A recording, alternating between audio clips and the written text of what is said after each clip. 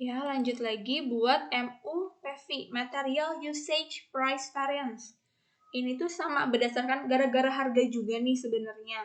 Tapi berdasarkan unit yang sebenarnya kita pakai gitu. Nih, bedanya cuma di sini doang. Ini selisihnya 5.000 dikali sama 50, 250.000 nilainya favorable. Karena tadi minus nilainya kan. Harga aktual kita beli itu lebih kecil dibanding harga yang kita anggarkan gitu. Sekarang material inventory variance. Jadi dari mana? Dari yang kita beli 64. Kan tadi di soal diketahui nggak ada saldo awal dari DM kan.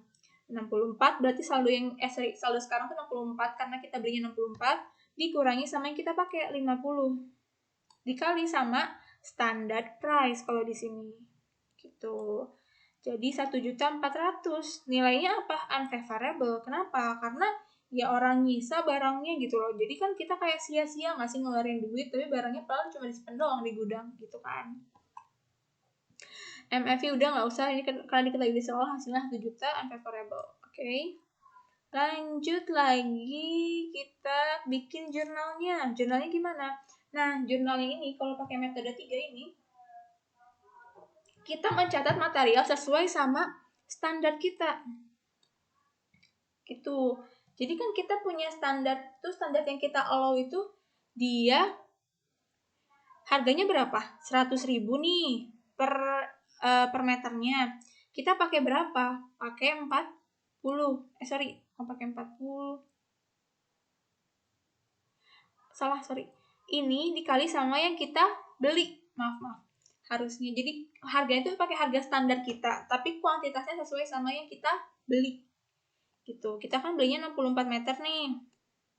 Oke, berarti kita di sini tulisnya 6.400.000. Orang kita punya barangnya 64 kok, sebenarnya 64 meter, tapi ya harganya sesuai harga anggaran kita gitu.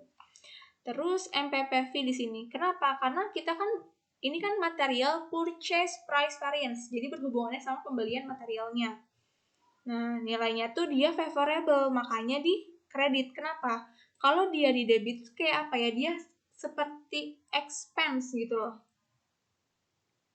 Makanya ini karena dia favorable, dia itu di kredit gitu. Dia kan gak jadi expense kita kan. Gitu.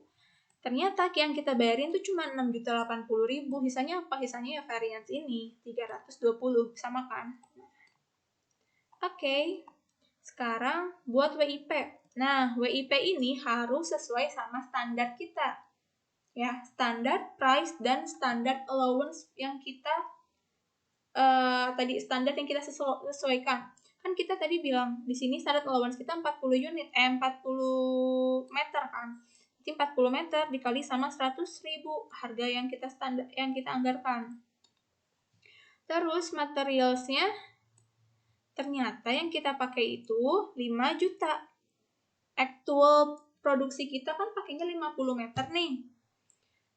50 meter itu dikali sama standar price kita. Jadi 5 juta gitu. Terus buat MFV-nya, material efficiency variance ini, kenapa kita disimpan di sini MFV? Karena ini tuh kan inefisiensi dalam produksi. WIP itu hubungannya sama apa? Sama produksinya. Makanya di sini ada MFV. MFV-nya nilainya apa? Unfavorable kan. Jadi dijatuhnya tuh kayak expense gitu loh, kayak bukan expense. Ya pokoknya beban kita nambah biaya kita gitu. Jadi dia di debit. Kalau di sini kan tadi dia favorable kan. Makanya dia di kredit gitu loh, karena dia nggak jadi expense kita, nggak jadi nambah-nambahin biaya kita gitu.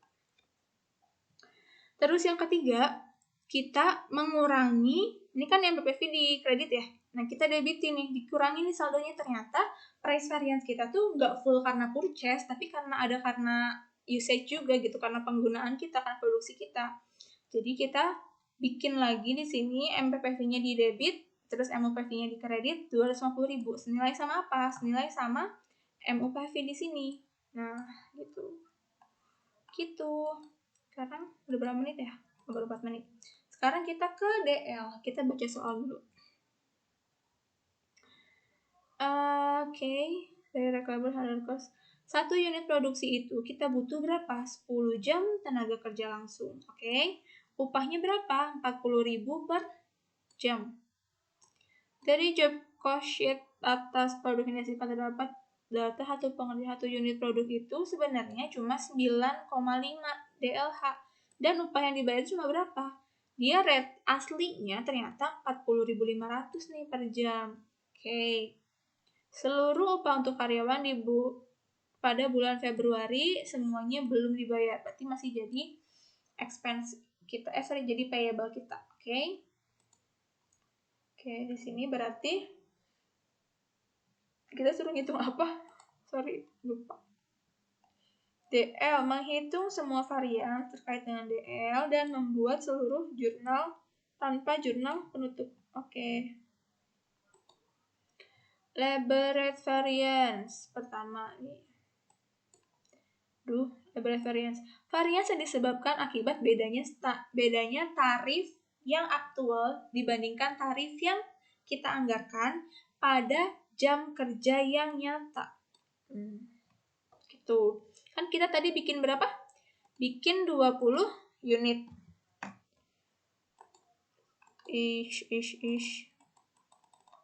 Kita bikin 20 unit. Terus dikali sama berapa? Sama 9,5 jam per unitnya ternyata secara aktualnya. Jadi 190. Tarif aktualnya berapa? 40.500. Terus tarif yang yang kita anggarkan berapa? 40.000. Selisihnya dia 95.000. Sifatnya apa? Unfavorable dong, karena kita bayar lebih banyak gitu ketimbang yang harusnya kita bayar sesuai anggaran. Gitu. Terus kita cari lagi labor efficiency variance. Ini tuh mengukur apa? Mengukur sebenarnya efisien gak sih sebenarnya si labor ini? Kayak kan tadi kita standar kita akan jam kerjanya tuh bener gak sih? Sebenarnya dia kerjanya di bawah atau di atas jam kerja dia sesuai sama anggaran kita enggak gitu. Sekarang ini actual hours-nya dikurangi sama standard hours.